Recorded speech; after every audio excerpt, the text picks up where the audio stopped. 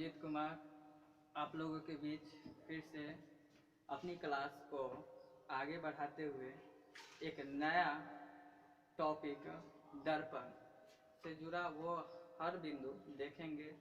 और दर्पण बहुत ही अच्छा टॉपिक है जो आगे भी कंपटीशन में भी काम देता है। तो कंपटीशन वाले बैच भी ये देख सकते हैं, जिसका बेसिक कमज़ोर हो तो वह अपना बेसिक को क्लियर कर सकता है। और अगर बेसिक ठीक होगा तो भी हम आगे दर्पण में समझ पाएंगे और इसके कुछ बिंदु जो होती है वो पहले समझेंगे कि क्या होता है। मुख्यतः हम यह 10th क्लास का NCERT से लेकर आए हैं प्रकाश का परावर्तन चैप्टर, लेकिन दर्पण में नो कन्फ्यूजन। यह हम देखेंगे कि कन्फ्यूजन क्यों नहीं होगा और अच्छे से पढ़ना चाहेंगे तो पढ़ते हैं। तो चलिए दर्पण की बात करते हैं। दर्पण माने मिरर होता है। अगर मिरर कहते हैं तो पहले यह समझते हैं कि मिरर का कौन कौन से रूप हो सकते हैं, यानी आकृति के आधार पे मिरर को हम किस तरह से बांटेंगे। तो आकृति के आधार पे दर्पण को हम बांटते हैं। एक होता है समतल दर्पण और एक होता है गोलीय दर्पण। समतल दर्पण को प्लेन मिरर कहते हैं और गोलीय दर्पण को स्फेरिकल मिरर कहते हैं। अब यहाँ ध्यान देते हैं कि समतल मिरर होता क्या है। मिरर मतलब आईना, जो हम आईना रोज देखकर आते हैं, वह आईना को हम उसमें अपना प्रतिबिंब अपना रूप देखते हैं। इससे पहले हम प्रतिबिंब पढ़ चुके हैं, तो अगर वीडियो नहीं समझ में आए तो आप डिस्क्रिप्शन बॉक्स में एक वीडियो पिछला वीडियो है जो आप पुनः देखकर उसको समझ सकते हैं और इसके बाद ये वीडियो आप देख सकते हैं। तो चलते हैं समतल दर्पण समझते हैं। तो समतल दर्पण क्या कि कांच का वह टुकड़ा यानी एक प्लेन कांच टुकड़ा लेंगे जिसमें एक तरफ कलाई कर देंगे, एक तरफ कलाई की हो। समतल कांच का वह टुकड़ा जिसका एक तरफ कलाई की हो और दूसरा क्या हो, परावर्तक सतह हो, प्रकाश का परावर्तक सतह हो, तो वह समतल दर्पण होता है। और समतल दर्पण के बाद समझते हैं गोलीय दर्पण। तो गोलीय दर्पण होता क्या है कि एक गोला है, एक गोला खोखला गोला है, उसको दो बराबर भाग में हम बांट देते हैं। तो यानी एक कांच बन जाएगा इस तरफ और एक कांच बन जाएगा इस तरफ। खोखले कांच का टुकड़ा एक होगा तो वह गोलीय दर्पण में उत्तल दर्पण होगा और एक होगा अवतल दर्पण होगा। उत्तल दर्पण बनेगा कैसे और अवतल दर्पण बनेगा कैसे, यह समझते हैं। चलते हैं। अगर खोखले गोले का एक कांच का वह टुकड़ा लेंगे जिसमें अंदर से कलाई की हो, कांच का वह एक भाग जिसके अंदर से कलाई की हो और बाहर की सतह परावर्तित सतह हो, बाहर की सतह प्रकाश का परावर्तित सतह हो, तो उसे हम उत्तल दर्पण कहते हैं। इंग्लिश में क्या कहेंगे, कॉन्वेक्स मिरर कहेंगे। दूसरा अवतल दर्पण। अवतल दर्पण में क्या है कि खोखले गोले का वह एक भाग या वह एक टुकड़ा जिसका बाहर से कलाई की हो और अंदर की सतह परावर्तित सतह, अंदर की सतह कैसा हो, परावर्तित हो और बाहर की सतह कलाई की हो, तो वह अवतल दर्पण कहलाता है। अब इसमें समझते हैं कि अवतल दर्पण में किस तरह से क्या बनेगा। तो जब खोखला गोला है तो उसका एक बीच में सेंटर होगा जिसे हम C से सूचित करते हैं और एक बिंदु C से यहाँ खोखले गोले का एक भाग को हम रेखा द्वारा खींच देते हैं, यानी P और C को मिलाने वाली एक रेखा बना देते हैं जो क्या होती है, त्रिज्या होती है। अब है कि त्रिज्या P से C की दूरी हो गया और P और C की दूरी क्या हो गया, प्रधान अक्ष हो गया, जो हम नीचे शॉर्ट में दे दिए हैं, संकेत के अनुसार हम समझेंगे। क्या कहें, C को क्या कहते हैं, वक्रता केंद्र, C से संकेत करते हैं। वक्रता त्रिज्या को R से सूचित करते हैं मुख्य फोकस को F से सूचित करते हैं और फोकस दूरी को स्मॉल f से सूचित करते हैं। अब समझते हैं कि इसमें C, R और F और स्मॉल f बनता कैसे है। तो यहाँ पर खोखला गोला का केंद्र है तो उसे वक्रता केंद्र कह दिए। वक्रता केंद्र और P के बीच की दूरी जो है त्रिज्या, वह वक्रता त्रिज्या कहलाया। वक्रता केंद्र और P के बीच जो मुख्य फोकस है, वक्रता केंद्र और P के बीच जो बिंदु है वह मुख्य फोकस है और P से C को मिलाने वाली रेखा क्या है, प्रधान अक्ष। यहाँ हम समझ सकते हैं प्रधान अक्ष P से C। अब ध्यान देते हैं कि अवतल दर्पण में मुख्य फोकस हम कैसे लेते हैं, मुख्य फोकस कैसे बनता है। तो मुख्य फोकस बनता है जब ये जो है प्रधान अक्ष, ये जो है प्रधान अक्ष या मुख्य अक्ष है या प्रिंसिपल एक्सिस भी कहेंगे इंग्लिश में। तो P से C के समानांतर कोई किरण जा रही है दर्पण पे और दर्पण पे पड़ने के बाद, दर्पण पे पड़ने के बाद वह अपना परावर्तित सतह से परावर्तन करेगा। तो मुख्य फोकस पे जिस बिंदु पे मिलती है या काटती हुई गुजरती है उसी को कहते हैं मुख्य फोकस। मुख्य फोकस समझ गए। अब इसमें कोई कंफ्यूजन नहीं होगा कि हम पिक्चर जितना अच्छा से समझ ले हमें यही आगे चल के काम देगा और यह बार बार कंपटीशन में ऑब्जेक्टिव में आता है, इसलिए 10th में ही इसको अच्छा से बेसिक पढ़ लेना होगा। अब अगर आपको वीडियो अच्छा लग रहा होगा तो शेयर, सब्सक्राइब और लाइक जरूर कीजिएगा। आगे चलते हैं इसमें कि समतल दर्पण को समझते क्या है कि समतल दर्पण जो होती है वह इसमें क्या विशेषता होगा कि हम समतल दर्पण कहेंगे।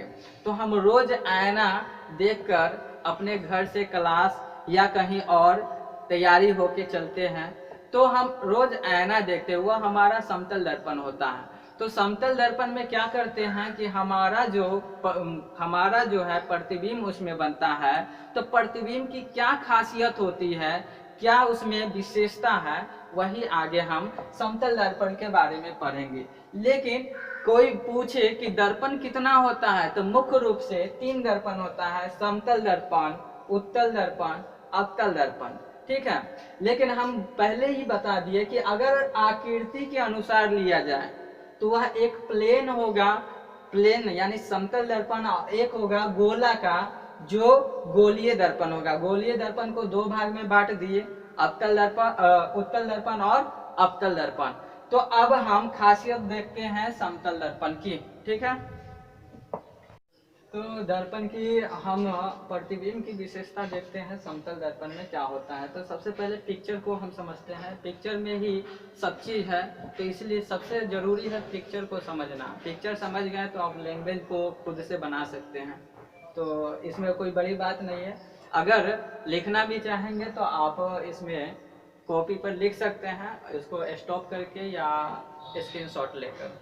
तो अब ध्यान दीजिए कि हम पिक्चर को समझते हैं क्या होती है कि समतल दर्पण है और समतल दर्पण के अगर सामने हम वस्तु रख दी, जैसे मेरे पास आईना है सामने, है ना, तो हम वस्तु यानी वस्तु मतलब मैं, और मेरा इसमें प्रतिबिंब बनेगा तो वो देखते हैं इधर बन रहा है यानी दर्पण के पीछे बन रहा है। समतल दर्पण की पीछे बनता है प्रतिबिंब, ये सभी को पता है। हमारा दर्पण के आगे थोड़ी बनता है, पीछे ही ना बनता है, दर्पण के पीछे बनेगा प्रतिबिंब। जब वस्तु यहाँ रखेंगे तो दर्पण के पीछे बनेगा प्रतिबिंब। दूसरी बात, अगर इसकी आकार की बात किया जाए, दर्पण के सामने जितना आकार के होगा वस्तु उतना ही आकार का प्रतिबिंब भी बनेगा। लंबा, मोटा, छोटा जो भी है, जितना आकार का हम दर्पण के सामने खड़ा हो जाएंगे हमारा आकार उसमें उतना ही दिखाई देगा।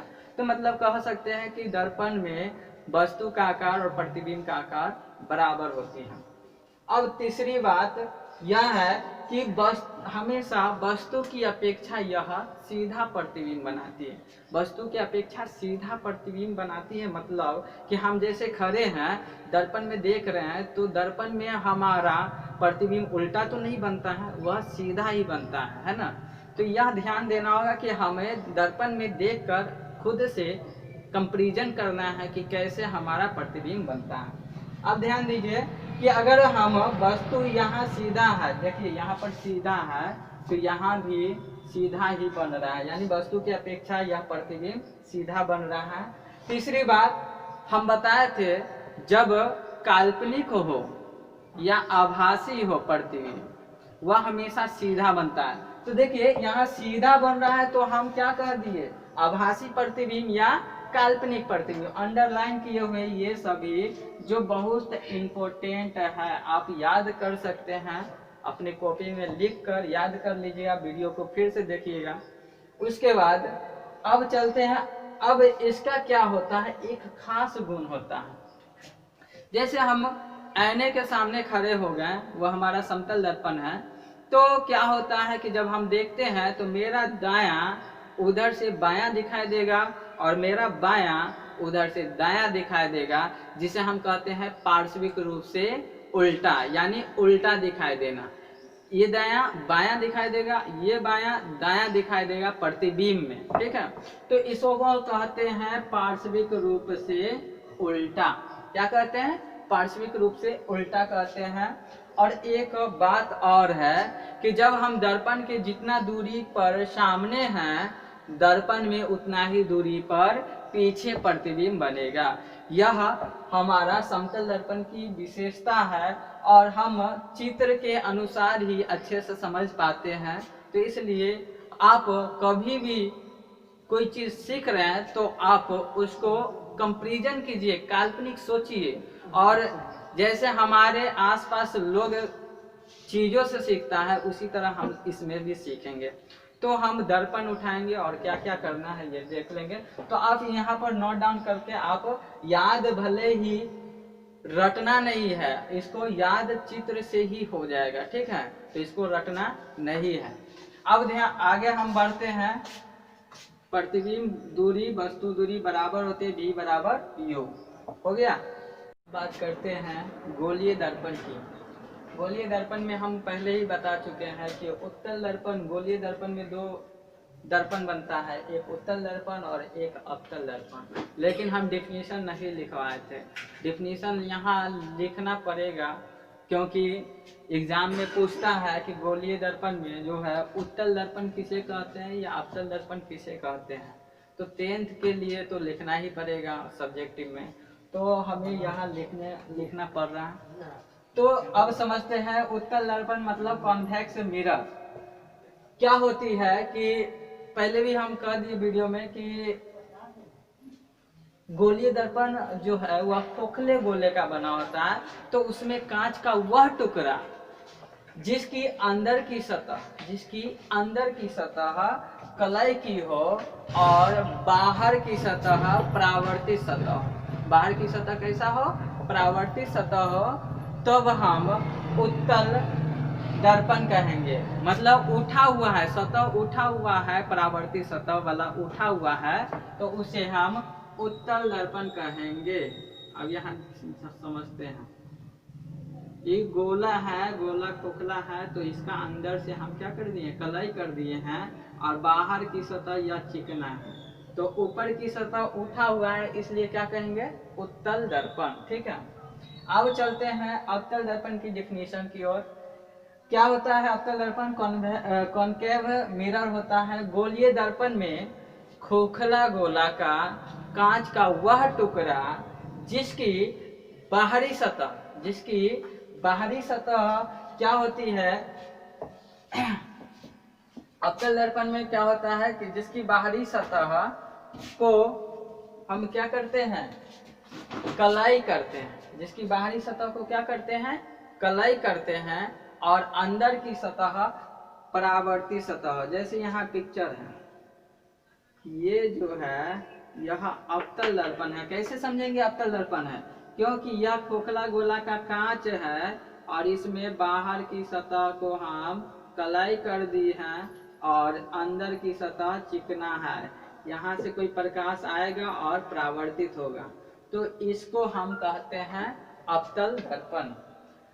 अब अवतल दर्पण की बात आया तो इसमें दो तीन चीज होती है दर्पण की मुख्य, जो हम संकेत हम बता दिए कि इसको क्या सूचित करते हैं, लेकिन सबसे मुख्य रूप से मुख्य फोकस पूछता है या फोकस दूरी पूछ देता है। तो क्या होता है कि मुख्य फोकस किसे कहते हैं, तो यहाँ समझते हैं, ये दर्पण है। दर्पन में जब P और C, यहाँ P है यहाँ C है, वक्रता केंद्र और ध्रुव, इन दोनों को हम प्रधान अक्ष कहते हैं या मुख्य अक्ष। मुख्य अक्ष के जब समानांतर किरण जाती है तो दर्पण से परावर्तन के बाद जिस बिंदु पे मिलती है या मिलती हुई प्रतीत होती है उसी को हम कहते हैं, कौन सा, क्या कहते हैं, मुख्य फोकस कहते हैं।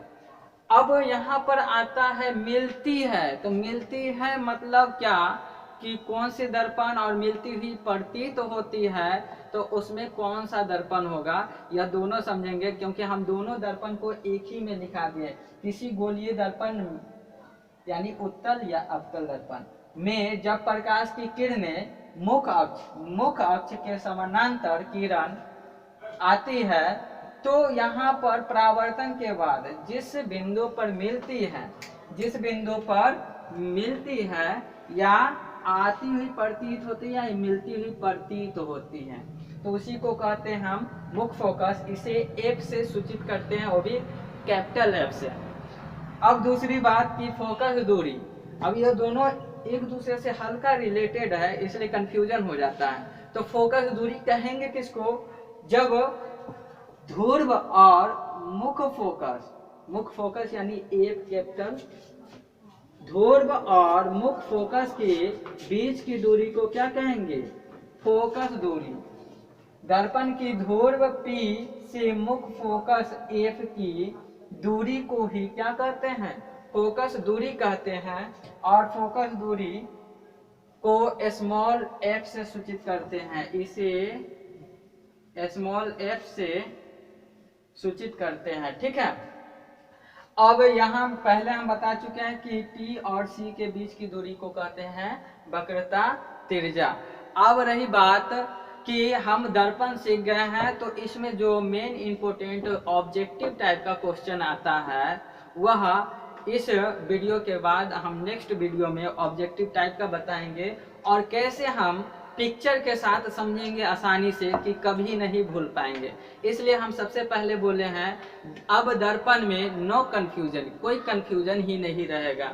और इस वीडियो को आप कमेंट के जरिए कैसा लगा आप बता सकते हैं, और सब्सक्राइब और लाइक जरूर कीजिए और शेयर भी जरूर कीजिएगा, क्योंकि जो दोस्त है वह इससे वंचित न हो पाए, इसलिए आप उसको शेयर करके उसको वीडियो को देखने के लिए प्रेरित करें। धन्यवाद, जय हिंद।